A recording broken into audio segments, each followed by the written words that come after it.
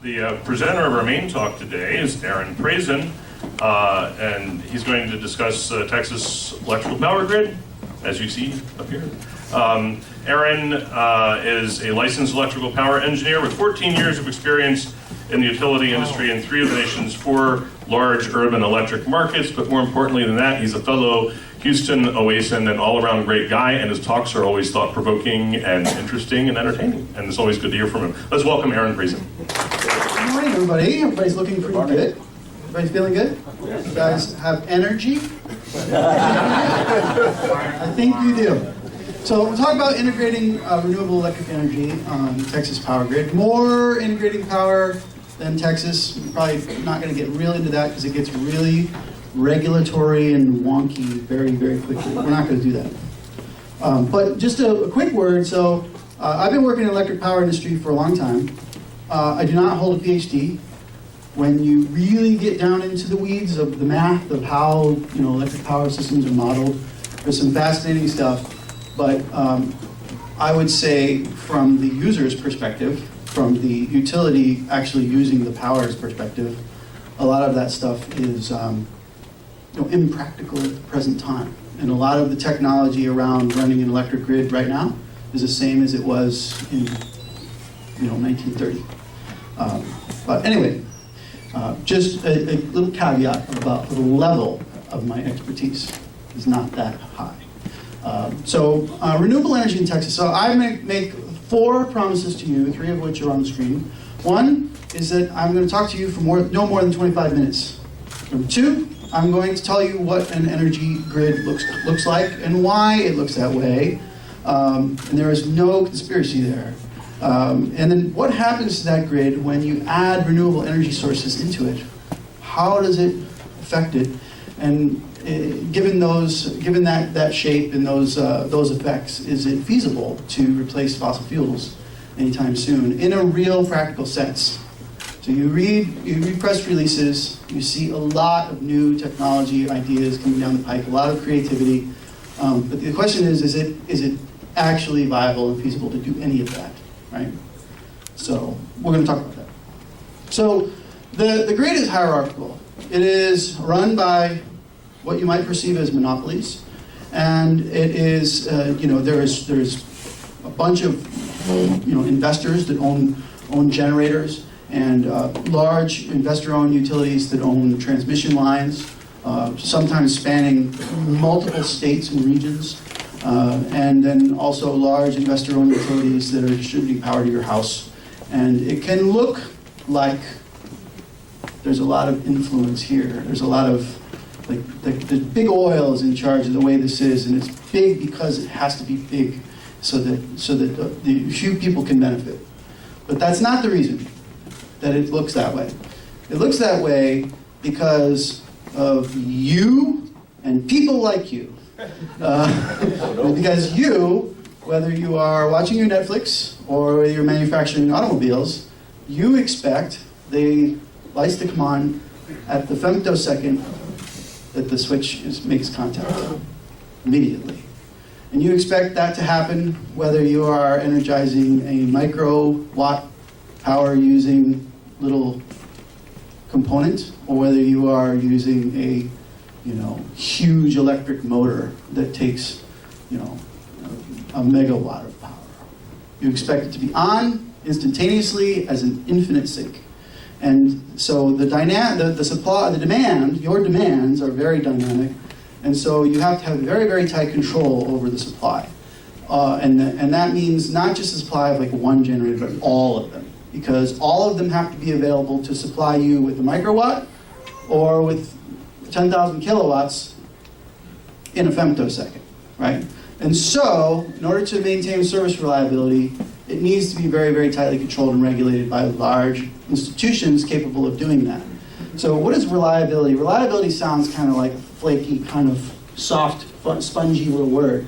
But reliability is actually very, very well defined, and it's fragile. So can I get a couple of volunteers? Like 2 or 3 volunteers, put your finger up like this.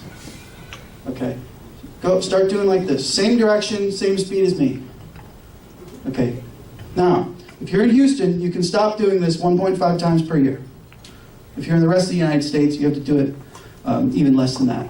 If you are in Houston, you're able to stop doing this 1.5 times per year for approximately 150 seconds, or 150 minutes, about the time it takes to watch The Shining, okay? And then you have to start again. And if you are deviating by 0.3 hertz, I'm going to kick you, I'm going to start shedding load, start making major changes to the system, and if you deviate by 0.6 hertz, I'm going to kick you off, and you're going to go out of business if you do that too many times. Or if you're too high, or if you're too low, I'm going to start shedding load, and you're going to go out of business. Okay? Your voltage can vary a little bit more, 5% plus or minus. If it deviates too far, I'm going to kick you off. And if you kick off too many times, you're going to go out of business because you're not going to make money. That's why it's big. That's why a few institutions have managed to master that tight requirement and run power systems in a way that is reliable. If you're not reliable, you're not in business. And that's the reason for the shape of the power grid. So, what is that actually feeding? This is a typical load profile. This is actually Houston's average usage in May on a 24-hour period. So it's kind of blurry, but this is like midnight to midnight. Okay? So the low is at 4 in the morning, right? Because all of you wash your clothes at 4 in the morning, or you should. And if you're an industrial customer, you probably do. Our load profile is a lot flatter than most places because we have a lot of industry. And industrial customers like to have a nice steady, they like to take advantage of low rates in the middle of the night. And they like to have a steady load profile, and they like to run shifts 24 hours, so they're flat.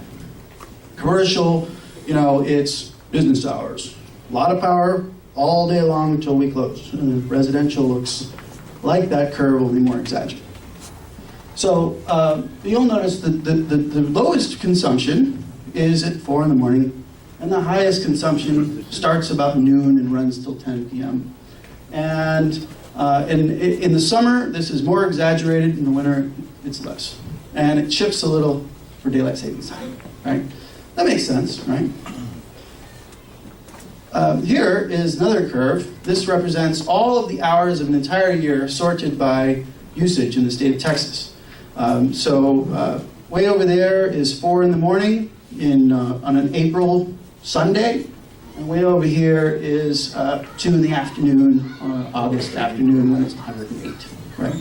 So you can see that I have to have these huge institutions build this huge power grid capable of supplying that reliable service to 70,000 megawatts. 70,000 megawatts. It's actually 69,877 is the record set last year. But most of the time, I'm way over there. I'm not using most of that asset. Most of the time. Matter of fact, this right here, this peak, accounted for 91 hours last year. So I have to make hundreds of millions of dollars of investment to be able to do that for 91 hours a year. And the rest of the time, those people are, inactive. So what does it cost to have a power plant ready to go anytime and then not have it work most of the time? There's a cost to that. So this is the challenge that the electric grid has to meet. And the way we're meeting it, the variety of power generation that is, meeting that demand has changed. On the left is 2015 asset mix, and on the right is is the 1990s. You probably can't read this, but this yellow one is renewables in Texas. Right now, we have about 17% of the energy generation capacity in Texas is renewable. Mostly wind, but that's fairly remarkable. Okay, and then this other big growth. This is the coal. It's shrunk by 5% over that 25-year period. This right here is gas combined cycle turbines. These are type of plants that you can go from cold steel to full output in about 60 to 90 seconds. They're very throttleable and controllable. And there's a reason for that. It's because, remember, we have to have really, really tight control over the supply because you and people like you are demand dynamic. So we like this because in order to add this, we need this. Because this is completely out of our control, right? Wind and solar sources, out of your control. So how do you get a dynamic supply to talk very successfully and very reliably to a dynamic demand? And you can see the effect is by using gas turbines and using a lot less. The reason the coal is down is not because of emissions. It's because a coal plant, in order to go from 0 to 60, takes a really long time. Same with nuclear. It takes a long time. So this is an example of that dynamic supply from wind and solar. So this is a nice sunny day. And coincidentally, the peak is at 12 o'clock, right when you guys start peaking. And that's great. But on a cloudy day, and Texas never has cloudy days, but if we did, it would look like that purple line, right? Wind is a lot more predictable. It's a lot more predictable, but the peak is over here at 4 a.m. when you should be doing your laundry, right? It's very useless to offset all that cost to meet those 70,000 megawatt hours, right? And the trough is over here at 3:30 in the afternoon. That's no good either.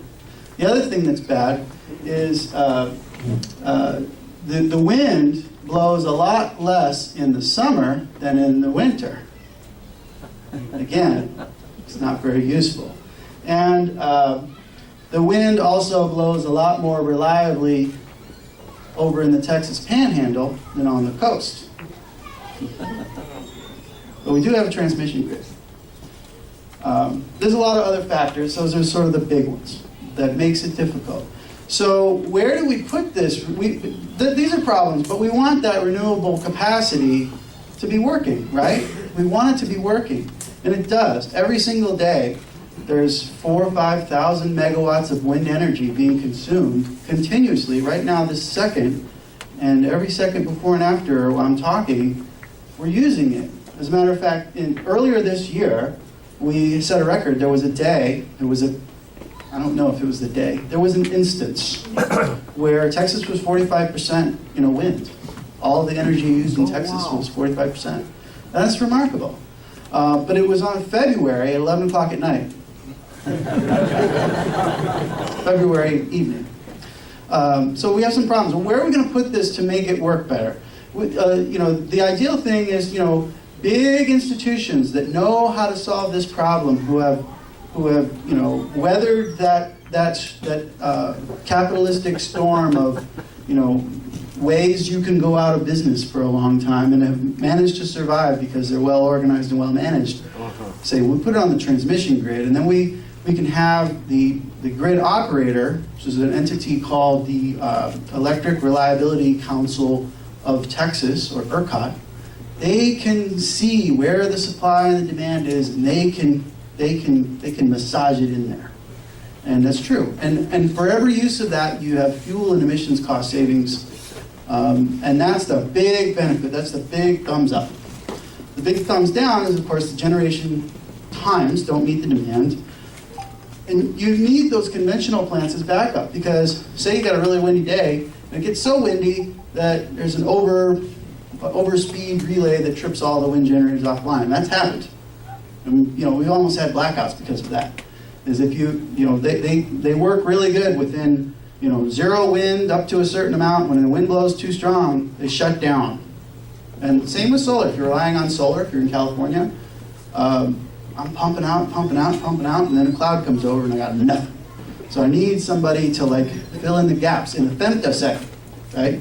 Speed, tenth of the speed of light is how fast electricity travels, right? So I need conventional plants as backup, and the more renewable generation I have on the grid, kind of the more conventional, and I need actually more conventional backup plants than I would have if I had no reliable generation at all in some cases. So that's a problem. The other problem is unstable voltage support. So all those people going like this, so imagine there's 1,500 big rotating rotors, big heavy steel things spinning around, And they spin around at 60 hertz, exactly.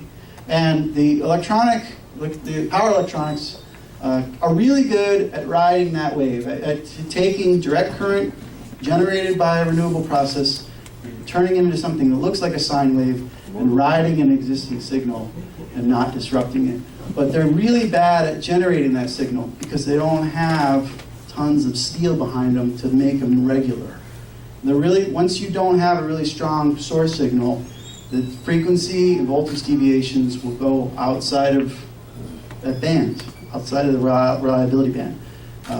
So that's a problem. So why don't we put this generation at your house? Distribute it everywhere. Put it at your house, put it at your place of business, put it at the mall, put it at the NRG stadium where it belongs, right? That's good. It offsets some demand, right? And you could have locally improved reliability. If you have backup generation on your property, your reliability is going to be better than your neighbors, right? The problem is, there's problems that go along with that too, is that grid operators lose safety and operational control. We deaden a line, we open a breaker so that people can work on it. No one's allowed to work on that while utility workers are working on it. But if you've got 10,000 customers all with their own little, type of generation, who's to say that they're not backfeeding and energizing a line? And it takes an astonishingly small amount of electricity to kill a person. So that's a problem. There's also operational control. If I'm re-energizing a line and somebody else is backfeeding into it and they're not exactly synchronized to my 60 hertz, there can be a big explosion. Even if it's a small amount of energy, it's gonna take that line out again. So you need to have control. There's also economic inequality issues. So say I'm a really good developer and I'm making a big, development of $1.5 million houses, and we've got geothermal heating and cooling, and we've got radiant heat for our pool, and we've got solar panels in every house, and we've got a local neighborhood storage facility so that we can take solar energy and use it into the evening. And all of my wealthy customers are going to pay a lot less for their electricity for the next 25 years. And then that catches on, and then all the new developments look like that for any houses over $1 million. That's great, but those rates are what fund infrastructure investment. So now infrastructure investment falls either on the less well-to-do ratepayers or the government somehow, and you get kind of a downward spiral effect. There's issues there, or rich people have better access to power than everyone else. There's issues there. There's a lot more than I just mentioned, but there's issues there. There's also unintended consequences. Right now, there's a regulation on the books where you can operate a distributed generation unit of any kind. It doesn't have to be wind, be solar, but mostly it's a diesel generator, a big, dirty, ugly diesel generator. And you get a check for it because when the grid needs it, and they can call on you to energize, you're going to do it, and you get a check for being available. So that means now we have a whole bunch of diesel generators, people buying diesel generators as a long-term investment just to get a check. And it doesn't really solve anyone's problem. So the moral hazard. So the dream, of course, is storage. The dream is storage. Use that cheap, emissions-free power. In order to expand that, you need to have storage so that you can take that power when it's generated to when it's needed, and use less peak plants. Pay people less for having a generator available that they never ever turn on. Right? That's the dream. Okay. But the reality is, there's only 200 megawatts of storage installed in the entire United States. How many megawatts are used on peak day in Texas? Texas alone, 70,000. That's just Texas. So it's a drop in the bucket. There are some plants online or planned for Texas for storage. That's very useful, but it's a very small scale. The good news is there is a regulatory and legislative framework. And what that means is that we will get to the day, we already have rules set up for the day when, person A can invest in a natural gas turbine power plant and expect to earn a return on their investment over the long term by providing energy services to the state of Texas. Person B might expect the same return for owning and operating a storage plant and selling storage capacity to the state of Texas. There is a set of rules for that. And that's really cool. I mean, you can imagine an industry of individuals that sell energy storage to the state of Texas and enable that, right? And that's very cool. But it's tough because storage is really expensive. Lithium ion. Anybody heard of the Tesla wall? It sounds good, but it's on a bulk power system level, it's ridiculous. And I have problems with the distributed generation model as well. But it's the cheapest thing going, and but it's still like 2 or 3 times what a gas turbine plant costs, on a dollars per megawatt level. But there are some really good band-aids for these problems. 2 that I really like, as somebody who's involved in the electric industry, is demand response and load shift agreements. And what that says is, I'm going to make an agreement with you, whether it's you as an individual residential customer or you as the operator of an aluminum refinery. I'm going to make an agreement with you that either allows me to down throttle your thermostat on the peak hours when the system really needs it, or to ask you to shift some of your operations to a different time of day when the grid would most benefit.